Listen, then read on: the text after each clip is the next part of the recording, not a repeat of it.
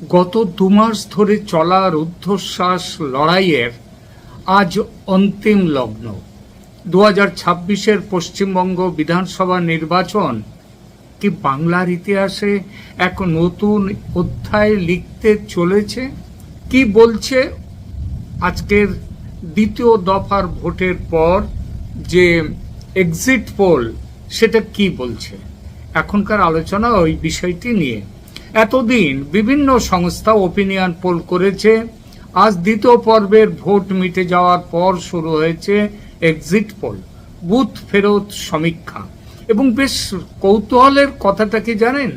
Opinion পোলে যারা মমতা বন্দ্যোপাধ্যায়ের দল তৃণমূলকে 2 মাস আগে কি 1 মাস আগে 1.5 মাস আগে বেশ কমফোর্টেবল মার্জিনে এগিয়ে রেখেছিল, তাদের কেউ কেউ আজ অবস্থান বদল করে এক্সিট পোলে বিজেপিকে এগিয়ে রাখছে। শুধু নয়, কমফোর্টেবল মার্জিনে এগিয়ে রাখছে বিজেপিকে। এমনটা হওয়ার কারণ, গত 2-3 মাস ধরে সুস্থ, স্বচ্ছ, শান্তিপূর্ণ, জালিয়াতি মুক্ত নির্বাচন করবার জন্য নির্বাচন কমিশনের নেয়া একের পর এক কড়া পদক্ষেপ, যার ফলশ্রুতিতে হিংসায় পূর্ণ এই রাজ্যের প্রতিটি নির্বাচনে যেখানে গড়ে 50টি মৃত্যু হচ্ছিল স্বাভাবিক ঘটনা, এবার সেখানে একটি মৃত্যুও নেই। হিংসার ঘটনা প্রথম পর্বে তো খুবই কম ছিল। আজকে দ্বিতীয় দফার ভোটে সেই হিংসার ঘটনাও হাতে গোনা, কিছুটা হয়েছে হাতে গোনা, নামমাত্র। আর এই ঘটনায় আমূল বদলে দিয়েছে নির্বাচনের সম্ভাব্য ফলাফলকে। আমি আমার এই চ্যানেলে এসআইআর এর আগে, মানে স্পেশাল ইন্টেনসিভ রিভিশনের আগে একটি ওপিনিয়ন পোল করেছিলাম। সেখানে টিএমসি ও বিজেপির মধ্যে টক্কর থাকলেও এগিয়ে ছিল খুব অল্প হলেও টিএমসি, তৃণমূল কংগ্রেস।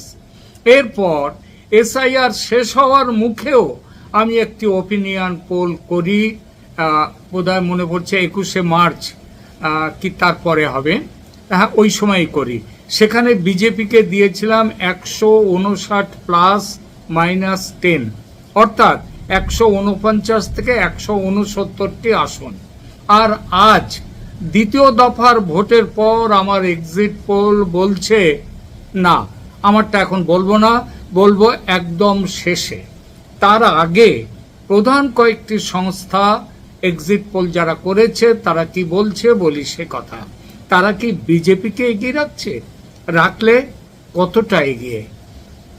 ঠিক 5 বছর আগে 2021 সালে যে সোনার বাংলার স্বপ্ন অধরা রয়ে গিয়েছিল বিজেপির, 2026-এ এসে কি তবে সেই স্বপ্ন বাস্তবায়নের পথে?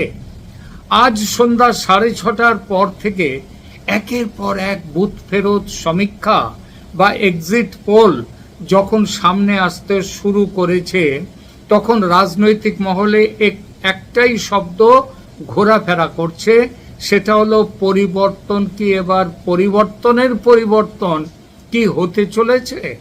অধিকাংশ জাতীয় এবং আঞ্চলিক সমীক্ষা সংস্থার রিপোর্ট আজ বলছে বাংলায় এবার বড় সড়ো ওলট পালট হতে চলেছে। ঘাসফুল শিবিরের দীর্ঘ 15 বছরের শাসনের ভিত এবার নাকি হালকা হয়ে যাচ্ছে। অধিকাংশ এক্সিট পোল স্পষ্ট ইঙ্গিত দিচ্ছে ভারতীয় জনতা পার্টি বা বিজেপি এবার ম্যাজিক ফিগার পার করে মোটামুটি কমফোর্টেবল মেজরিটি বা সুবিধাজনক সংখ্যাগরিষ্ঠতা নিয়ে নবান্নের, নবান্ন বলবো না, কারণ নবান্ন কিন্তু আমাদের পশ্চিমবাংলার যে সরকারের হেডকোয়ার্টার নবান্ন হয়েছে মমতা ব্যানার্জির আমলে, খুব বেশি বছর আগের কথা নয়।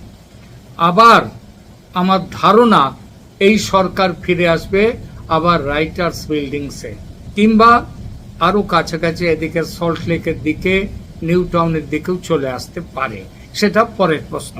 আজকের এই বিশেষ প্রতিবেদনে আমরা বিশ্লেষণ করব বিভিন্ন সংস্থার দেয়া সেই চমকপ্রদ পরিসংখ্যান এবং বোঝার চেষ্টা করব ঠিক কোন কোন কারণে বাংলার জনমত এবার বিজেপির দিকে ঝুঁকল। প্রধান সমীক্ষক সংস্থাগুলোর পরিসংখ্যানের কথা প্রথমে বলি। বাংলায় পশ্চিমবঙ্গের 294টি আসনের ভাগ্য এখন ইভিএম এর মধ্যে বন্দী। 4 মে ইভিএম খোলা হবে, ফল ঘোষণা হবে। তার আগে এক্সিট পোলগুলো কি বলছে সবার কথা তো বলা যায় না, কিছু বড় সংস্থার কথা বলছি, এক নজরে দেখে নিই তারা কি বলছে। পিমার্ক তাদের সমীক্ষা সবচেয়ে বড় চমক দিয়েছে। পিমার্ক তাদের পূর্বাভাস অনুযায়ী বিজেপি এবার বাংলায় 150 থেকে 170টি আসন পেতে পারে, যেখানে তৃণমূল কংগ্রেস আটকে যেতে পারে 118 থেকে 138টি আসনে। ম্যাট্রিজের সমীক্ষা বলছে বিজেপি 146 থেকে 161টি আসন পেতে চলেছে, অর্থাৎ জয়ের জন্য প্রয়োজনীয় 148-এর গণ্ডি তারা প্রায় ছুঁয়ে ফেলছে। আর তৃণমূল পেতে পারে, এবং তারপরে এগিয়ে যাচ্ছে। তৃণমূল পেতে পারে 120 থেকে 140টি আসন। জেভিসি তাদের রিপোর্ট, এখানে লড়াইটা কিছুটা হাড্ডাহাড্ডি। তারা দেখাচ্ছে যে হাড্ডাহাড্ডি লড়াই হলেও পাল্লা ভারী বিজেপির দিকে।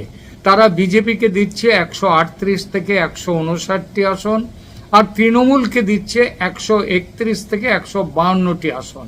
খেয়াল করবেন টিএমসির হায়ার কাউন্ট তারা রেখেছে 152, অর্থাৎ দরকারি যে 148 তার ওপরে আরো 4টি, যদিও নিচের দিকে আছে। একই অবস্থা মোটামুটি বিজেপির জন্য রেখেছে, তবে বিজেপির পাল্লাটা একটু ভারী। তবে সব সংস্থাই যে বিজেপির পাল্লা ভারী দেখিয়েছে তা নয়। পিপলস পালস সংস্থা তার সমীক্ষায় দেখা যাচ্ছে তৃণমূল 177 থেকে 187টি আসন পেয়ে ফের ক্ষমতায় ফিরছে। এবার সত্যি মিথ্যেটা তো আগেই বলেছি, আটকে আছে এখন ওই ইভিএম বাক্সে। কিন্তু যদি আমরা পোল অফ পোলস বা সমস্ত সমীক্ষার গড় করি, তবে দেখা যাচ্ছে যে এবার বাংলার জনমত স্পষ্টভাবে পরিবর্তনের পক্ষে। গড় হিসেবে বিজেপি 160-এর আশেপাশে আসন পেতে পারে বলে মনে করা হচ্ছে। শতাংশের হিসেবে বিজেপির ভোট শেয়ার 44 থেকে 46% গিয়ে ঠেকতে পারে, যা 2021-এর তুলনায় প্রায় 7-8% বেশি। এবং তৃণমূলের ভোট শেয়ার নেমে আসতে পারে 38 থেকে 39-এর মধ্যে শতাংশের মধ্যে। নিঃসন্দেহে গ্যাপটা বড়, ছোট নয়। এবার আসা যাক আঞ্চলিক বিশ্লেষণে। বাংলার ভৌগোলিক বৈচিত্র্য যেমন আলাদা, এখানকার ভোটদানের ধরনও অঞ্চল ভেদে আলাদা। এক্সিট পোলের তথ্য অনুযায়ী উত্তরবঙ্গ সবসময়ই বিজেপির শক্ত ঘাঁটি।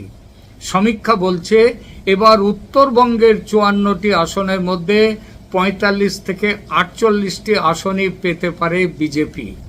রাজবংশী এবং চা বলয়ের ভোট এবারও তৃণমূলের দিক থেকে মুখ ফিরিয়ে নিয়েছে। জঙ্গলমহল, বাঁকুড়া, পুরুলিয়া, ঝাড়গ্রাম এবং মেদিনীপুরের পশ্চিমাংশ, যা জঙ্গলমহল নামে পরিচিত, সেখানেও এবার ব্যাপক ধস দেখা যাচ্ছে তৃণমূলের জোটে। আদিবাসী ও কুর্মী ভোট ব্যাংক এবার একতরফা ভাবে বিজেপির বাক্সে গেছে বলে মনে করছেন বিশেষজ্ঞরা। দক্ষিণবঙ্গ ও কলকাতা, সবচেয়ে বড় খবর হলো দক্ষিণবঙ্গ। 2021 সালে দক্ষিণবঙ্গে ছিল তৃণমূলের সুনামি। তৃণমূলকে দুহাত ভরে আশীর্বাদ করেছিল। সেই আশীর্বাদ কতটা মানুষের ইচ্ছায় আর কতটা জালিয়াতির চোটে সেটা অবশ্য অন্য কথা, কিন্তু সেটা যাই হোক, আশীর্বাদটা দেখা গিয়েছিল। 2026-এর এক্সিট পোল বলছে হুগলি, নদিয়া, উত্তর 24 পরগনার একটা বড় অংশে বিজেপি থাবা বসিয়েছে। এমনকি কলকাতার সংলগ্ন আসনগুলিতেও এবার হাড্ডাহাড্ডি লড়াই। আর এর সাথে দক্ষিণ 24 পরগনা, যেখানে 31-এ 31 ছিল বিজেপি তৃণমূলে কংগ্রেসের, সেখানেও বিজেপি হাত বসিয়েছে, থাবা বসিয়েছে। আর শহরে মধ্যবিত্ত ভোটারদের মধ্যে তৃণমূলের প্রতি এক ধরনের বিমুখতা লক্ষ্য করা গেছে। তবে তৃণমূলের দুর্গে বড় ভাঙনের কারণ মুসলিম ভোট ও বাম কংগ্রেস জোট, আইএসএফ এবং বামের জোট, এবং তার উপর কংগ্রেসের পারফরম্যান্স এবার অনেক জায়গায় তৃণমূলের সংখ্যালঘু ভোট ব্যাংকে বড় সড়ো ফাটল ধরিয়েছে। মালদায় এমনও হতে পারে যে তৃণমূলের খাতা পর্যন্ত এবার না খুলতে পারে। আর মুর্শিদাবাদ, সেখানেও তৃণমূল বিপুলভাবে পিছিয়ে আসতে পারে। এই জেলাগুলিতে ভোট কাটাকাটির একটা বড় সুবিধা পেয়ে যাচ্ছে বিজেপি। কেন এই রায়? রাজনৈতিক বিশ্লেষকরা মনে করছেন এই সম্ভাব্য পরিবর্তনের পেছনে কাজ করছে বেশ কিছু গুরুত্বপূর্ণ কারণ। বঙ্গের মানুষ তারা পিছিয়ে এসছে, তার উপর এসএসসি, নিয়োগ দুর্নীতি, রেশন দুর্নীতি এবং বালি পাথর পাচারের মতো অভিযোগগুলো সাধারণ মানুষের মনে গভীর ক্ষত তৈরি করেছে। সন্দেশখালী, আরজিকর সহ একের পর এক ঘটনা বাংলার নারী ভোটারদের একাংশকে তৃণমূলের থেকে দূরে সরিয়ে দিয়েছে। যদিও তৃণমূল লক্ষ্মীর ভাণ্ডারের মতো প্রকল্পের উপর ভরসা করেছিল, কিন্তু এক্সিট পোল বলছে সম্মান বনাম ভাতার লড়াইয়ে অনেক ক্ষেত্রে সম্মানই জয়ী হয়েছে। এরপর কেন্দ্রীয় প্রকল্প বনাম রাজ্য প্রকল্পও একটা বড় প্রভাব ফেলেছে। মোদী সরকারের আয়ুষ্মান ভারত, কিষাণ সম্মান নিধি এবং আবাস যোজনার বকেয়া টাকা নিয়ে কেন্দ্রের বিরুদ্ধে তৃণমূল সরব হলেও সাধারণ ভোটাররা মনে করেছেন রাজ্যের ডবল ইঞ্জিন সরকার থাকলে এই সমস্যা মিটে যাবে। রাজ্যের টিএমসি সরকারের দুর্নীতি এখানেও বড় ফ্যাক্টর। এর সাথে যোগ করুন উচ্চ ভোটদানের হার। এবারের নির্বাচনে বাংলার ভোটদানের হার 90% পেরিয়ে গেছে। প্রথাগতভাবে দেখা যায় ভোট যখন খুব বেশি পড়ে তখন তা সাধারণত পরিবর্তনের পক্ষেই যায়। এবারও তার ব্যতিক্রম হয়নি। আর একটা কারণ, নির্বাচন কমিশনের বিরুদ্ধে অহেতুক লড়াইতে গিয়ে সুপ্রিম কোর্টে দল ও সরকারের মুখ পোড়ানো। এর ফলে সরকারের সাথে সাথে দলের ক্রেডিবিলিটিও আরো নেমে গেছে এই ঘটনায়। তবে তৃণমূলের বিপর্যয়ের এবারের সবচেয়ে বড় কারণ তৃণমূল কংগ্রেসের বিরুদ্ধে ধর্মীয় তোষণের অভিযোগ ও তার প্রতিক্রিয়ায় বিজেপির পক্ষে হিন্দু ভোটের বিরাট মেরুকরণ। এই তাস বিজেপি এবার খেলেছেও খুব ভালো। দেশভাগ, উদ্বাস্তু হয়ে এদেশে চলে আসার স্মৃতি ও আগামীতে এই তৃণমূল কংগ্রেস সরকার থাকলে আবার উদ্বাস্তু হতে পারে, এই সম্ভাবনা, এই আশঙ্কা মানুষের মনে ভালোভাবে গেঁথে দিতে পেরেছে বিজেপি।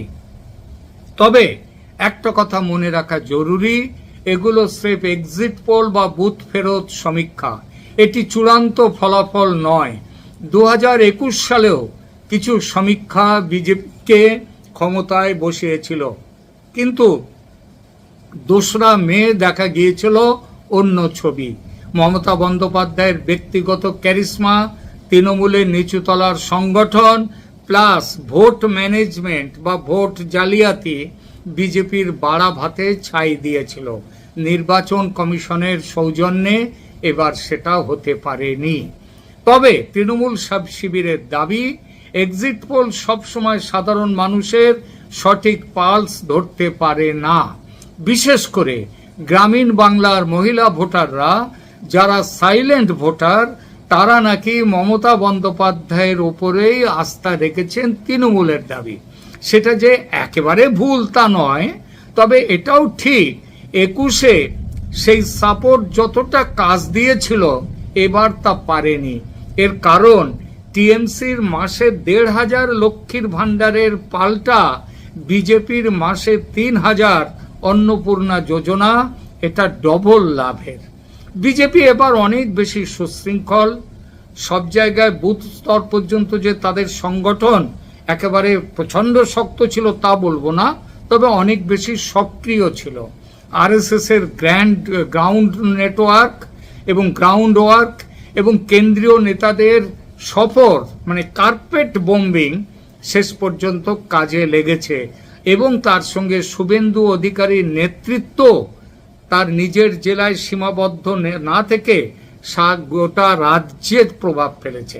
কতটা প্রভাব তার উত্তর মিলবে মাত্র কয়েকদিন পরে, 4 মে।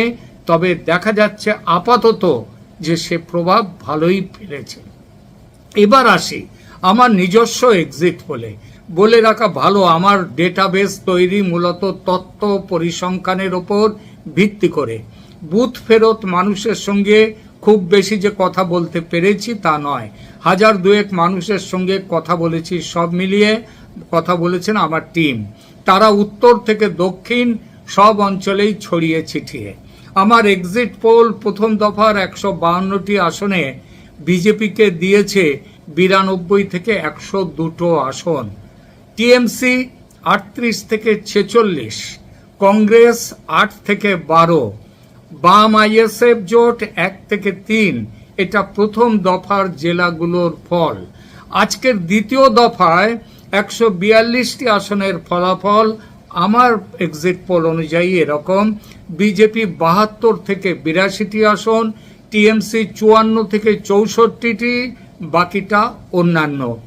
অর্থাৎ 2 দফায় মিলিয়ে বিজেপির সম্ভাব্য আসন 174 ± 10, মানে 164 থেকে 184 এই রেঞ্জে।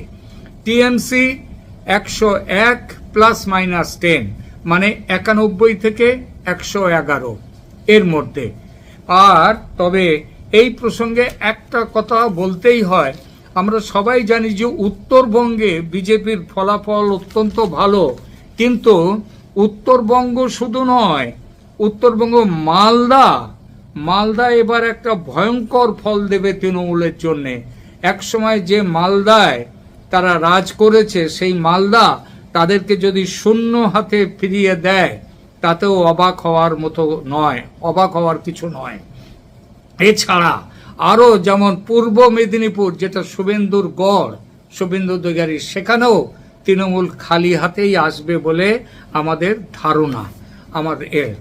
আর যেখানে তৃণমূলের গড় বলে যেগুলো ছিল দক্ষিণ 24 পরগনা, সেখানেও বিজেপি এবার ভালো থাবা বসিয়েছে।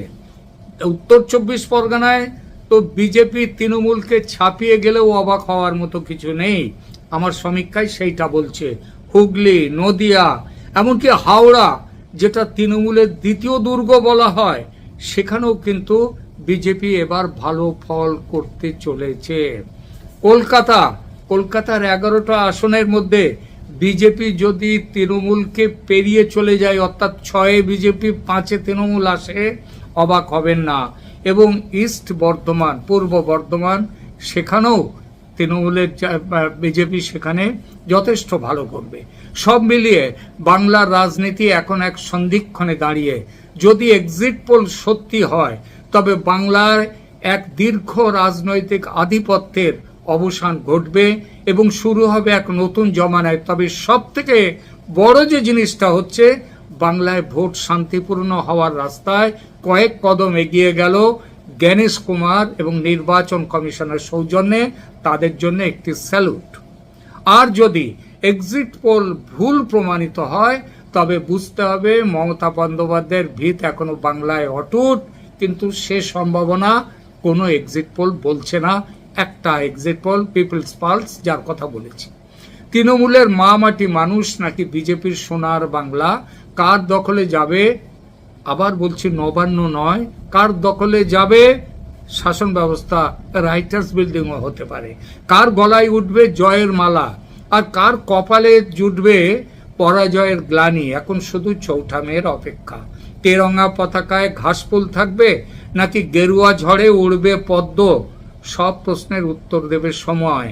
কিন্তু বড় বাজারের যে আবির বাজার, আবির মার্কেট, আবির তো হচ্ছে উৎসবের প্রতীক, তো সেখানে কিন্তু এবার গেরুয়া আবির মিলছে না, এত বিক্রি। আর উপচে পড়ে রয়েছে, স্টক ভারী হয়ে রয়েছে তৃণমূলের সবুজ আবিরে। যেটাই হবে 4 মে সময় পাবো আমরা, সেদিনের জানতে পারবো। ততক্ষণ পর্যন্ত ক্যালকাটা ডায়ালগসের সঙ্গে থাকুন। এই নির্বাচন সংক্রান্ত আপডেট পেতে চোখ রাখুন আমাদের চ্যানেলে। ধন্যবাদ।